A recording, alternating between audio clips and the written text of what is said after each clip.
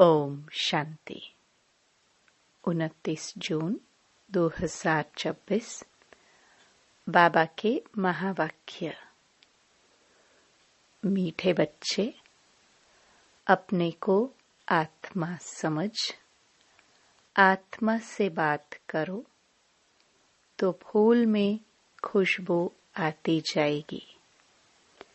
देह अभिमान की बदबू निकल जाएगी। प्रश्न। अपनी खुशबू चारों ओर फैलाने वाले सच्चे फूल व परवाने कौन है? उत्तर। सच्चे फूल वह जो अनेकों को आप समान खुशबूदार फूल बनाए। श्रीमत पर चल क्षमा पर जल मरने वाले, अर्थात पूरा पूरा बलिहार जाने वाले, जीते जी मरने वाले सच्चे परवानों की व ऐसे फूलों की खुशबू स्वतः ही चारों ओर फैलती है। गीत। महफिल में जल उठी शमा। ओम शांति। जैसे परवानों ने गीत सुना, परवाने कहो व फूल कहो, बात एक ही है। बच्चे समझते हैं हम सचमुच परवाने बने हैं या सिर्फ फेरी पहनकर चले जाते हैं। क्षमा को भूल जाते हैं। हर एक को अपनी दिल से पूछना है कि हम कहाँ तक फूल बने हैं और ज्ञान की खुशबू फैलाते हैं। अपने जैसा फूल किसको बनाया है? यह तो बच्चे जानते हैं। ज्ञान का सागर बाप है। उनकी कितनी खुशबू है। जो अच्छे फूल व परवाने हैं, उनको जरूर अच्छी खुशबू आएगी। वह सदैव खुश रहेंगे। औरों को भी आप समान फूल व परवाने बनाएंगे। फूल नहीं तो कली बनाएंगे। पूरे परवाने वह है जो जीते जी मरते हैं, बलि चढ़ते हैं अथवा ईश्वरीय औलाद बनते हैं। कोई साहूकार किसी गरीब के बच्चे को गोद में लेते हैं तो बच्चों को उस साहूकार की गोद में आने से फिर वही माँ बाप याद आते रहते हैं और गरीब की याद भूल जाएगी। जानते हैं कि हमारे माँ बाप गरीब हैं, परंतु याद साहूकार माँ बाप को करेंगे जिससे धन मिलता है। साधु सन्यासी आदि हैं, वह साधना करते हैं मुक्ति धाम में जाए। सब मुक्ति के लिए ही पुरुषार्थ करते हैं, परंतु मुक्ति का अर्थ नहीं समझते। कोई कहते हैं ज्योति ज्योत समाएंगे, कोई समझते हैं पार निर्वाण धाम जाते हैं। निर्वाण धाम में जाने को ज्योति में समाना या मिल जाना नहीं कहा जाता। तुम समझते हो हम दूर देश के रहने वाले हैं। इस गंदी दुनिया में रहकर क्या करेंगे?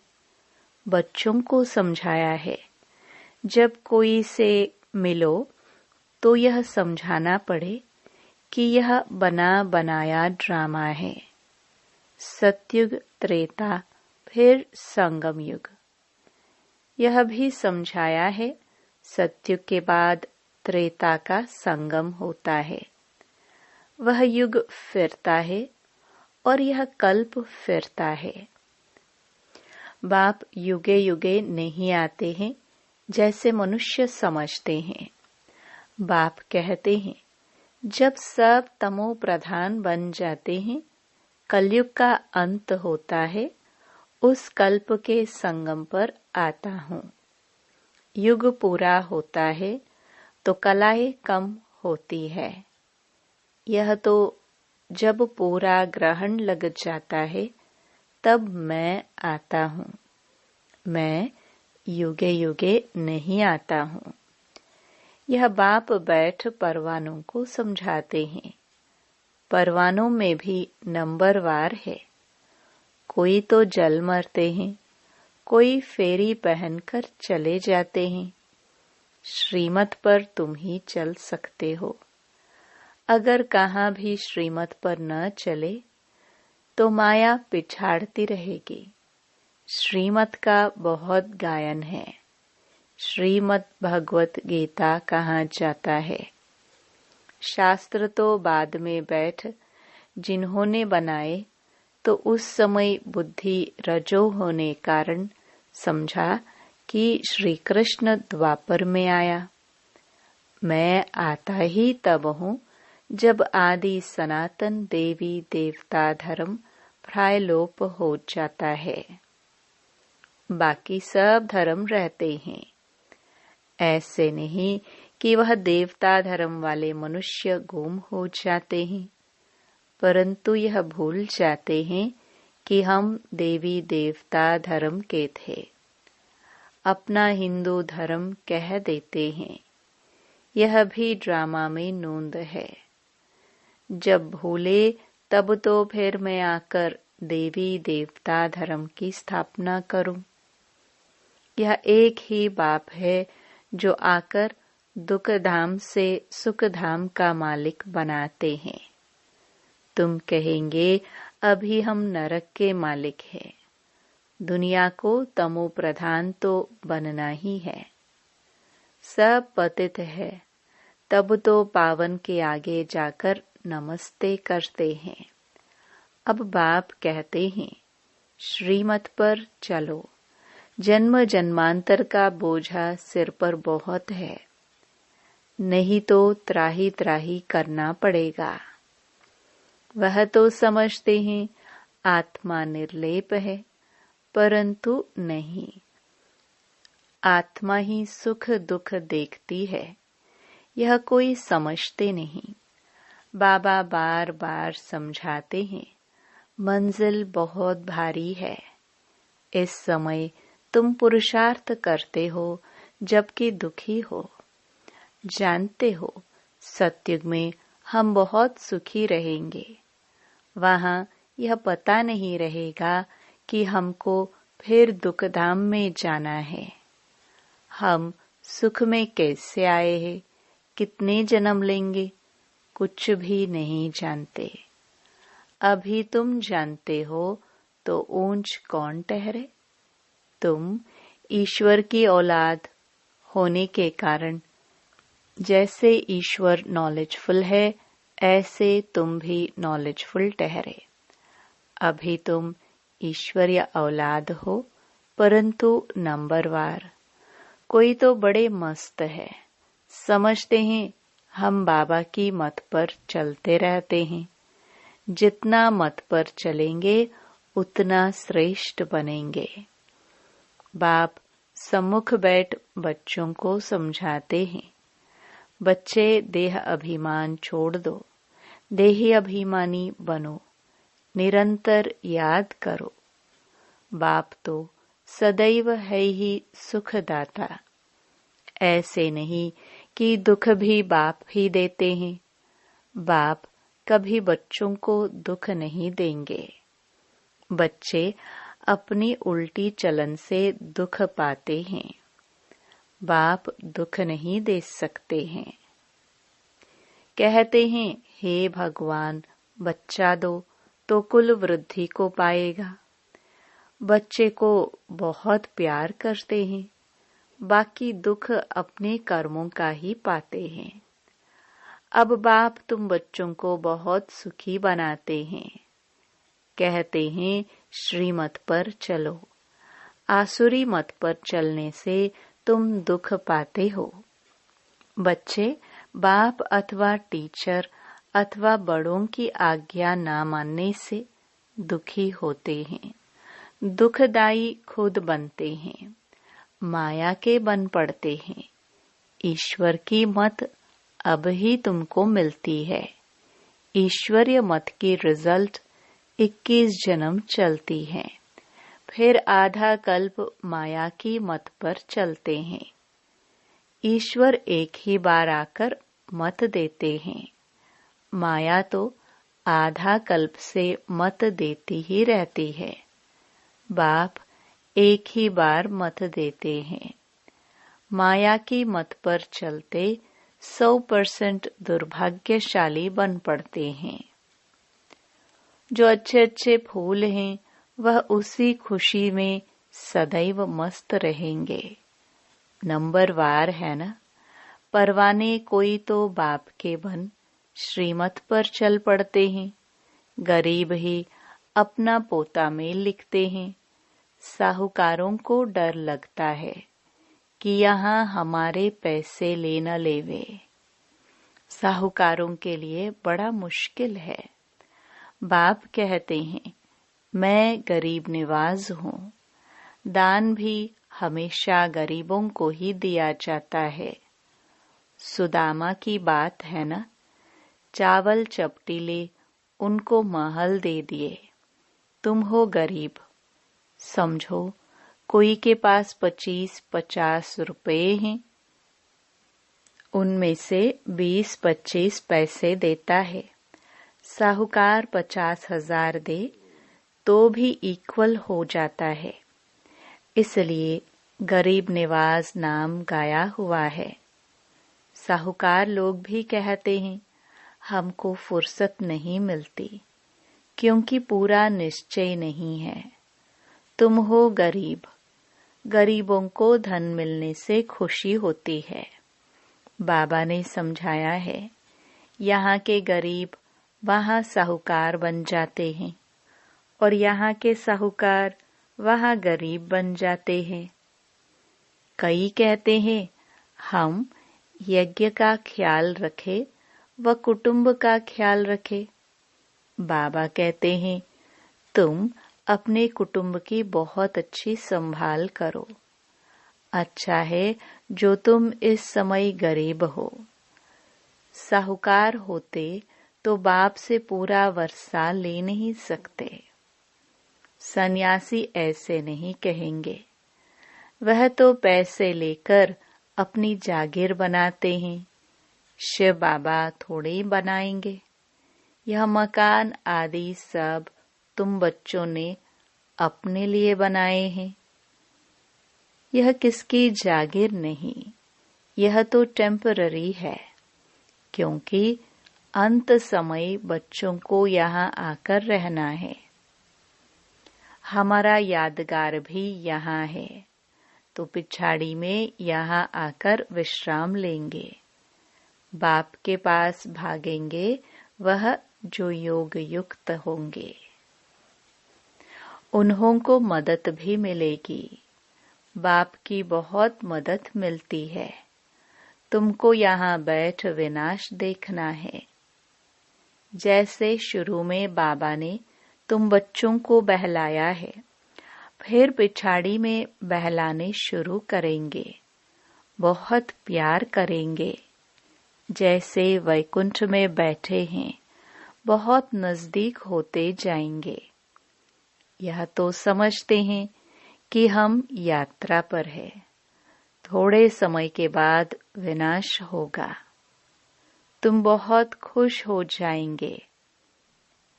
बस हम जाकर प्रिंस बनेंगे। किस्म किस्म के फूल हैं। हर एक बच्चे को समझना चाहिए, मैं कितनी ज्ञान की खुशबू दे रहा हूँ।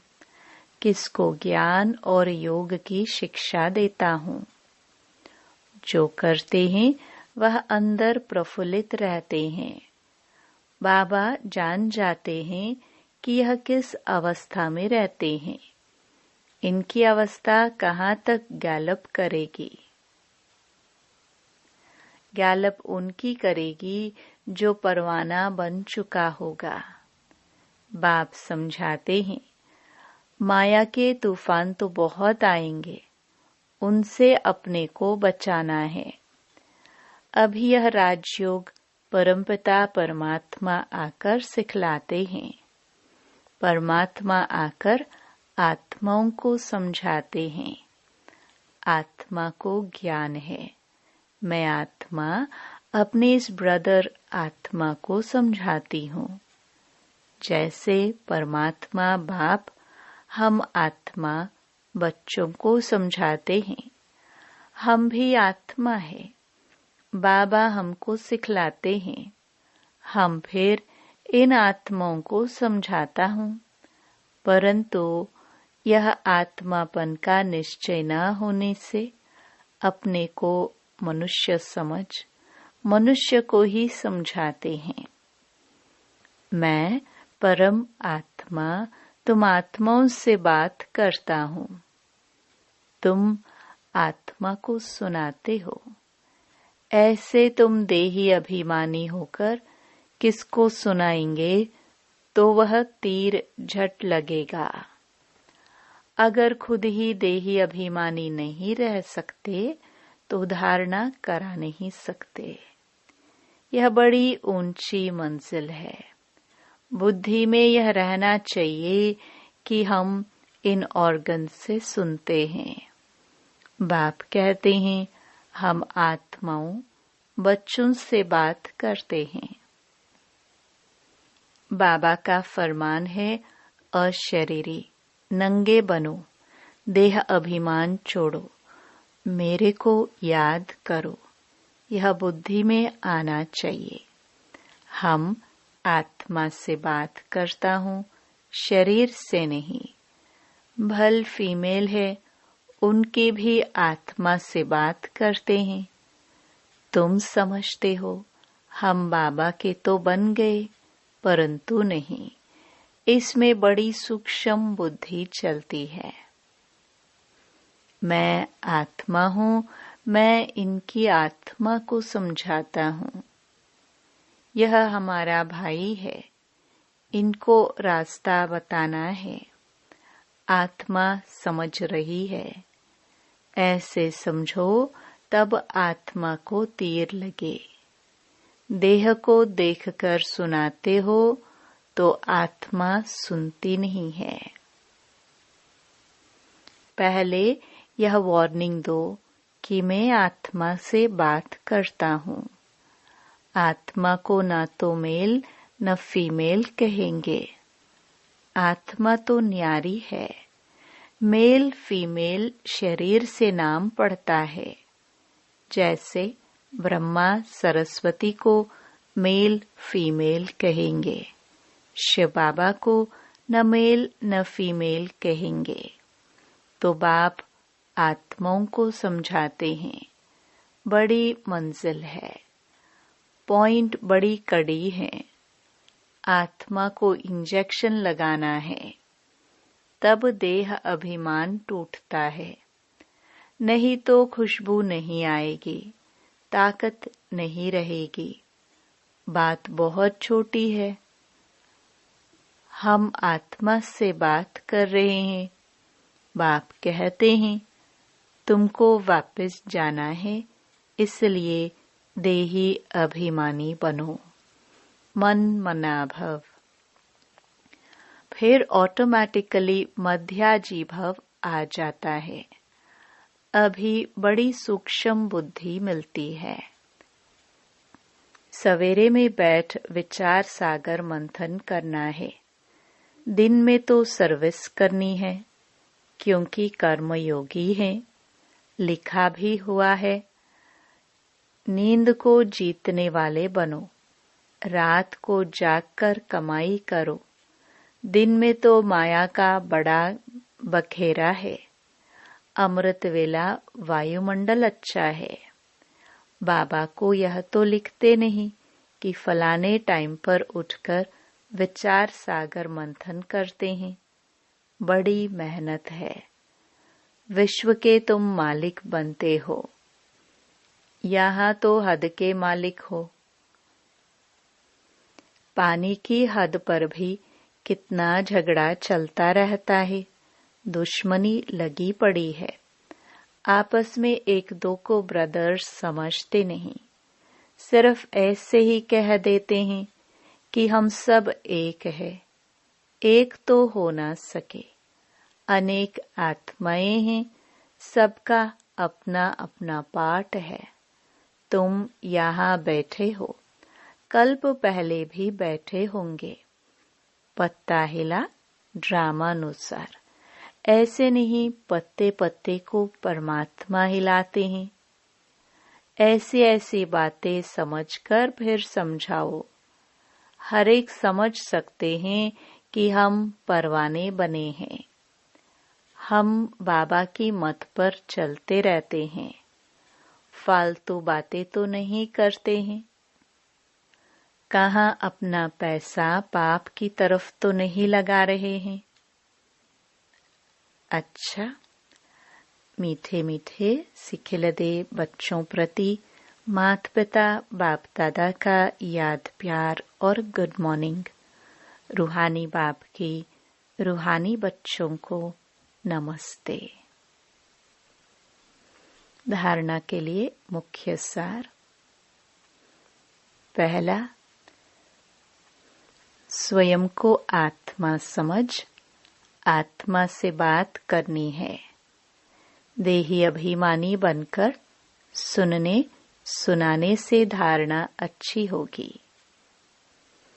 दूसरा, नींद को जीतने वाला बनना है। रात को जागकर कमाई करनी है। विचार सागर मंथन करना है। किसी भी फालतू बातों में अपना समय नहीं गंवाना है। वरदान, तपस्या द्वारा अपने विकर्मों व तमोगुण के संस्कारों को भस्म करने वाले तपस्वी मूर्त भव। जैसे अभी ईश्वरीय पालना का कर्तव्य चल रहा है, ऐसे लास्ट में तपस्या द्वारा अपने विकर्मों और हर आत्मा के तमोगुणी संस्कार व प्रकृति के तमोगुण को भस्म करने का कर्तव्य चलना है। इसके लिए सदा एकरस स्थिति के आसन पर स्थित हो अपने तपस्वी रूप को प्रत्यक्ष करो। आपकी हर कर्मेंद्रिय से देह अभिमान का त्याग और आत्म अभिमानी बनने की तपस्या प्रत्यक्ष रूप में दिखाई दे। स्लोगन, संस्कारों की टक्कर से बचने के लिए बालक और मालिकपन का बैलेंस रखो।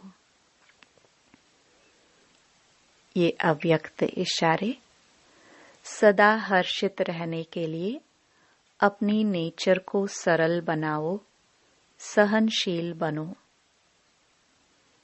बाप को भोलानाथ कहते हैं, लेकिन ऐसा भोला नहीं है जो सामना न कर सके। भोलानाथ के साथ साथ ऑलमाइटी अथॉरिटी भी है। आप भी अपने शक्ति स्वरूप को भूल सिर्फ भोले नहीं बनना, नहीं तो माया का गोला लग जाएगा। ऐसा शक्ति स्वरूप बनो जो माया सामना करने के पहले ही नमस्कार कर ले। बहुत सावधान, खबरदार, होशियार रहना।